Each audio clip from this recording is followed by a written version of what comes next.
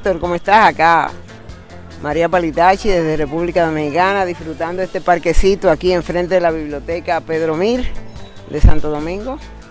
Y gracias por estar acá, gracias por la invitación. Y hace un rato yo le mandé una fotografía tuya a un poeta hermano nuestro que es muy conocido en Honduras también, que se llama Fabricio. Ah, Fabricio. Y Fabricio comentó en la fotografía que le mandé y dijo: qué bonito encuentro, qué abrazo que me sabe a esperanza. Wow, eso es poético. Y yo voy a retomar esa palabra de Fabricio para decir que es cierto, qué bonito encuentro físico, sí, en República Dominicana, pero a María Palitachi es una centroamericana. ¿Alguna vez sentiste, estando en República Dominicana, que tenías ese cariño, esa pasión puesta allá en Centroamérica? Claro, yo me considero una ciudadana del mundo, ¿me entendés? Entonces, por medio de la poesía y la pluma he podido viajar, tener el privilegio que no tienen muchos de asistir a tantos eventos a nivel internacional, empezando con Centroamérica. Yo me bauticé internacionalmente en un festival de Otto en El Salvador y desde ahí, bueno, le empecé a tomar cariño y amor a Centroamérica. Centroamérica no es lo que uno lee en los periódicos, la mala reputación que le dan. Centroamérica no es la historia que lees en los libros. Centroamérica es algo totalmente diferente. O sea, la química que existe en Centroamérica, como vos le decís, tierra firme,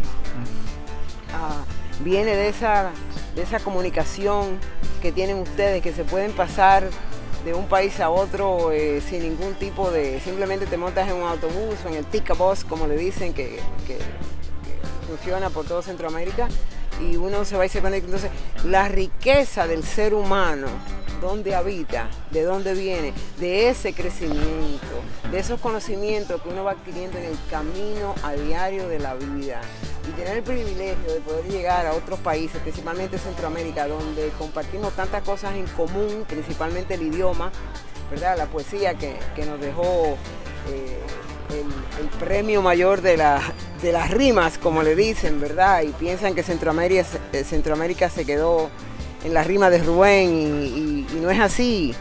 Centroamérica es mucho más que eso, y aunque cada país tiene una ricura de como cuando uno cocina un sazón o un etole, una sopa de tole o de manís, toda esa riqueza es el puntico de cada sazón, como cuando llegó acá Cristóbal Colón, que usan la palabra mal usada, que nos descubrió. Nosotros no andábamos perdidos, pero bueno, utilizando eso que le meten a los chicos en la historia hasta que empiezan a ver y a descubrir por su propio ende que la historia no es así, que no estamos perdidos.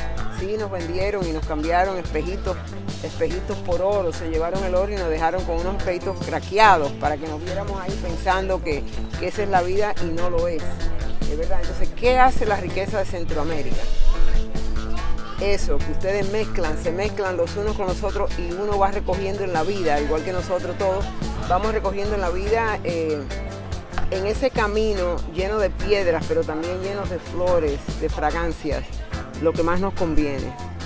Y yo llegar a Centroamérica es sentirme, y digo Centroamérica en plural, porque no puedo tener una diferencia entre Nicaragua, que digo que es mi segunda patria, pero cuando llego a El Salvador, lo mismo, es mi segunda patria.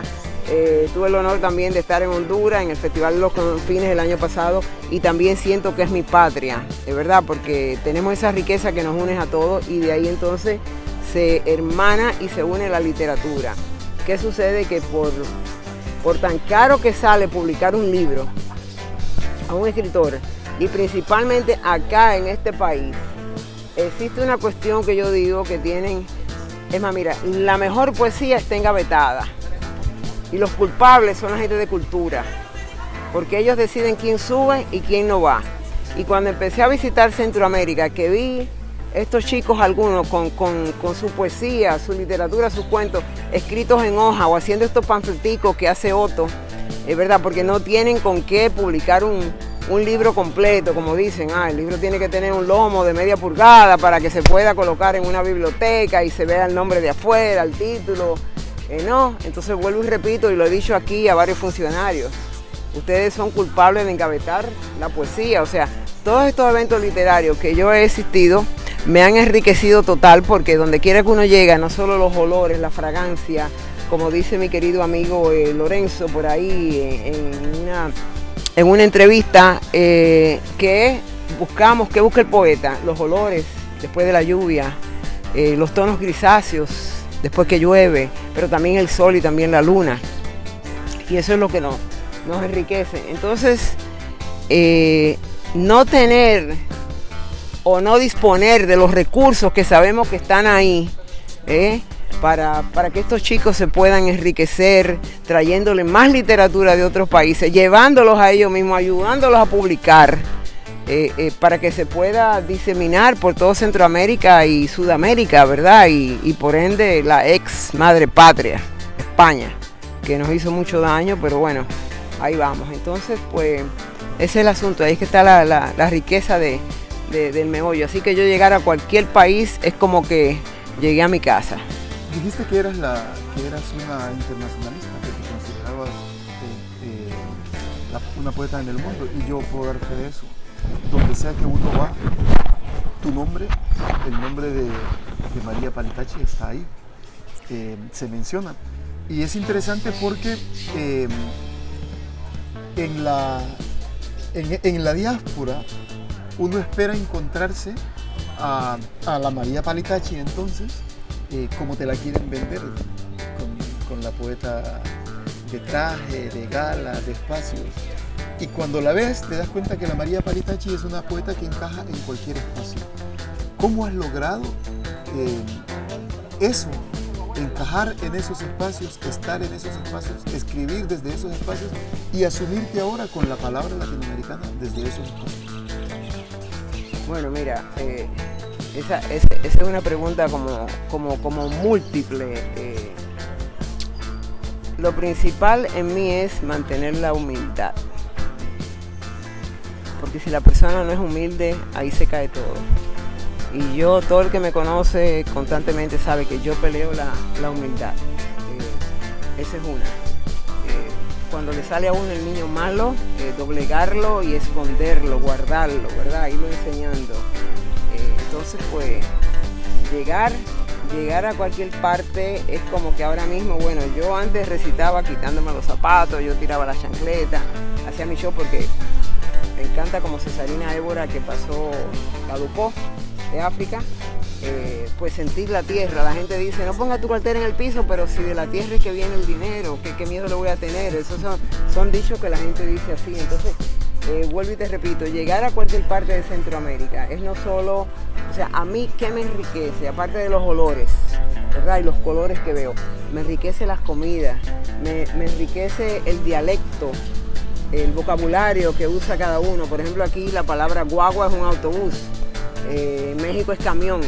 Entonces, eso que uno va recorriendo, aparte de que Leticia Luna, que todo el mundo la conoce, mexicana, en un conversatorio una vez estuvimos hablando de que el poeta tiene amigos en toda parte del mundo. Yo mañana decido ir a África, a Europa, donde sea, Centroamérica, y le digo a cualquier poeta que conozco, voy para allá, inmediatamente aparecen 2 o 3 personas que te crean un evento y puedes quedarte en la casa de ellos también. Entonces, esa es la verdadera riqueza detrás de nuestra poesía. Y claro, hay que denunciar. Yo empecé siendo una poeta ahí escribiendo unos poemas de amor, porque uno empieza con el amor, después te mudas para el desamor, y entonces ahora ¿para dónde vamos? Bueno, lo social, porque hay que documentar, hay que denunciar, y eso es lo que va a quedar escrito. Sí, el poema de amor va a quedar escrito para cuando uno se esté enamorando, uno lo agarra, lo lee y se inspira y le pone un par de palabritas más, pero principalmente lo que está sucediendo actual. Si nosotros no lo denunciamos, si nosotros no lo escribimos, eso queda. O sea, si nadie escribió de la pandemia, que es lo último que tenemos enfrente de nosotros, si nadie escribió de Nicaragua, de esta situación política que ya lleva 3 años, ¿me entiendes? De la situación del mismo Honduras.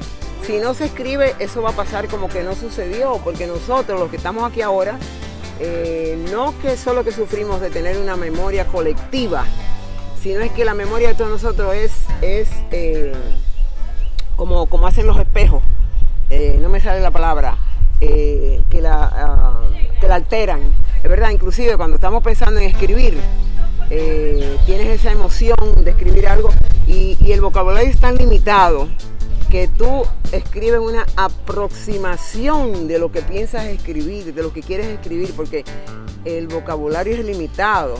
O sea, los idiomas son limitados al lado de las emociones que quieres proyectar. Oye, ¿te conoces Latinoamérica en presencia? Porque lo has viajado, pero también lo conoces en las antologías que has trabajado. Creo que sos de las escritoras latinoamericanas que se han asumido en la tarea de la gestión cultural, especialmente en el tema de la diversificación con antologías, que más grande lo ha hecho. Tus antologías abrazan Latinoamérica entera, e incluso tenés antologías que abrazan Latinoamérica y dan el salto a Europa, a África, como estas que se llaman, por ejemplo, Voces. Del vino y del café. Sí. ¿Cómo hace una mujer como vos, siendo, porque en esta triple dimensión sos mujer, madre, esposa, pero además sos poeta en una sociedad patriarcal? ¿Cómo hacer para conseguir Y más que eso? todo bohemia. Bohemia. Bohemia, oye, eso no me lo quita nadie. Entonces, ¿qué sucede con eso? Cuando, mira, nosotros somos parte de lo que vivimos, ¿verdad? Y esa historia se va acumulando como un chip ahí detrás y sale cuando debe saber. Perdón, cuando debe salir en el momento. Uno no escoge las palabras, uno no escoge lo que va a escribir en el instante.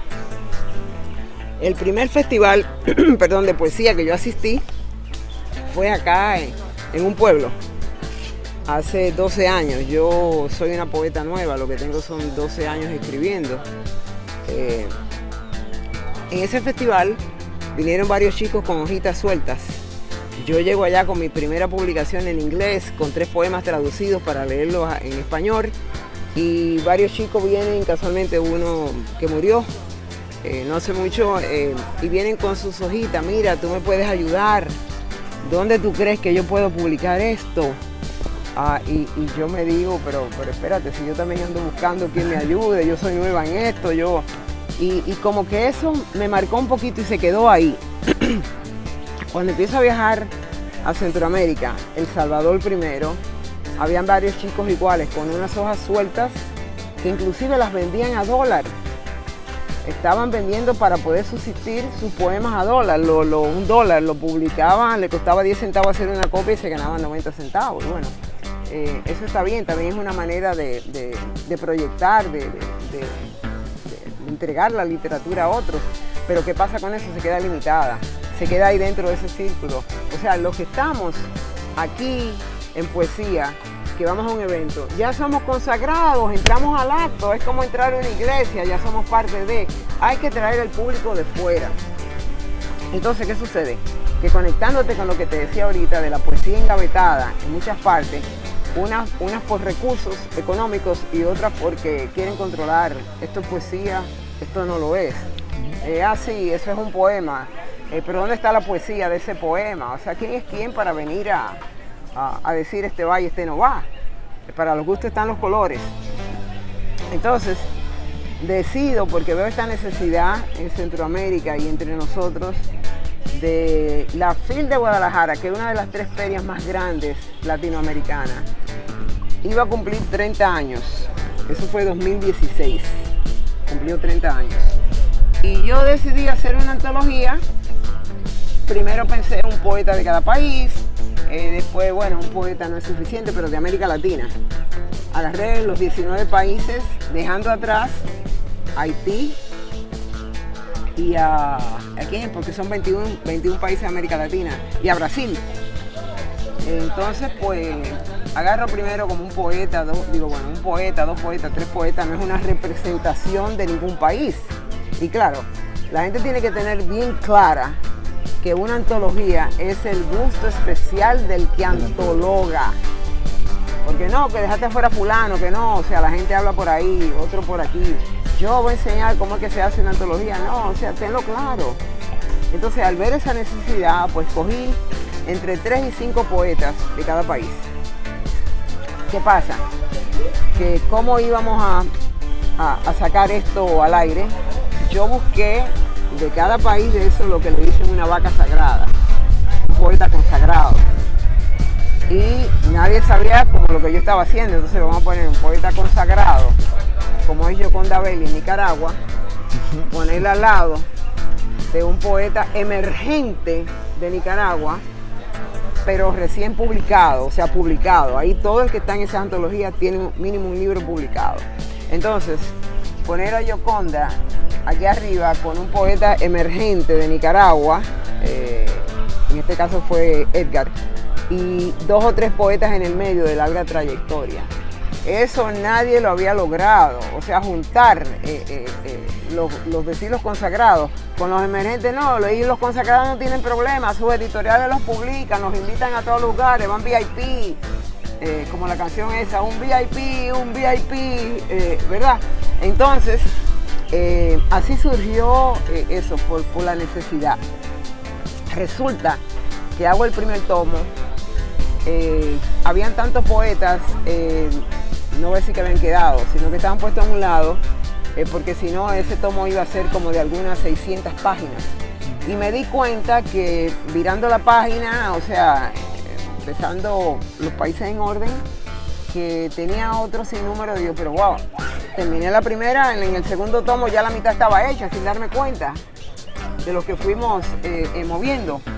Entonces pues hago un segundo tomo, después hago un tercer tomo y lo hago de cuentos, ¿verdad? Y de narrativa. Entonces ahí termina esa trilogía, Voces de América Latina, 3 tomos, ¿verdad? Sucede que en eso, hablando de política, sube el presidente de los Estados Unidos, el famoso Mr. Trump. Cuando Trump sube, empieza con el show del muro. Vamos a extender el muro, la frontera con México por Texas, vamos a comprar tierra a la gente que estaba en el medio para extender el muro. Bueno, se armó, ya tú sabes, un caos. Con este caos, como vivo por un lado la poesía social en vivo, me doy cuenta que con Voces de América Latina, esa trilogía, yo había creado un muro. Yo creé un muro de América Latina. Entonces ahí me despierto un poquito, digo yo, no, pero espérate, yo no puedo ser otra Trump en cuanto a ese sentido. Entonces decidí hacer otra trilogía, pero por temas. Y ahí surgió Voces del Vino, después Voces del Café, y la tercera, que aún está varada, pero por falta de tiempo y unos poetas que faltan, decidí hacerla bilingüe, para niños de bachillerato, ¿verdad? De escuela secundaria. Ya esos son poemas para niños, ¿qué te digo? De 12 a 17 años, pero también un adulto lo puede agarrar y disfrutarlo. Y esa se varó un poquito por la cuestión de la traducción. Y entonces, bueno, ahí como que más o menos decido parar eso por ahora, porque también tengo que dedicarme a lo mío, ¿verdad? A mi escritura, y por ende, pues, he publicado 12 poemarios. Dicen que yo soy una máquina escribiendo. Espero que dentro de esa máquina, de esa maquinaria, de esa producción casi tipo factoría, por un lado, que haya un poco de buena tela ahí dentro, que haya un poco de lindo, ¿me entiendes? Y bueno, y así surgió ese asunto. Ahora, en este caminar, y para que le vayamos poniendo punto final a esta entrevista, sí, porque no hay que callar. ¿Cómo te asumís vos en la nueva tarea de la promoción literaria en América? Cuando está ese fuerte discurso de la sociedad que anda declarando que los libros ya no son necesarios, que la gente ya no lee, que la lectura es una pérdida de tiempo. Mira una cosa que produce como casi maquinaria, ¿cómo se hace? Mira una cosa. Eso es como los cuentos de hadas. El libro impreso no va a desaparecer. ¿Tú te acuerdas cuando aproximábamos al año 2000, que el mundo se iba a acabar. Eso fue un cuento. Aquí todavía estamos, 12 años después, aquí estamos. No fue que dijeron en el 2000. Es verdad que el calendario azteca nada más llegara a que yo cuánto, 22 años después, ¿verdad? Entonces, ese cuento, eso es un cuento. O sea, claro que hay entidades y la cuestión esta del mundo cibernético, ahora los chicos, lamentablemente, nos hemos clavado el propio cuchillo, porque sí, muy bueno, esta parte cibernética, esta parte de la información al instante. El profesor en una escuela, en una clase te manda a leer un libro y tú vas y googleas el resumen y ya vienes y te paras a hablar ahí como un gurú que leíste el libro y lo que leíste fueron 20 líneas, ¿tú me entiendes? Entonces, yo al principio, hablando con algunas editoriales y clases, eso lo puse una vez en un tema, creo que en la FIL de Guada, hace un par de años, en los coloquios que hago, que eso no va a pasar. O sea, nosotros de la Guardia Vieja y muchos de estos chicos quieren agarrar el libro, lo quieren oler la tinta, la textura, y eso todavía no puedes hacer por medio de leer un texto. Pues mira, se crearon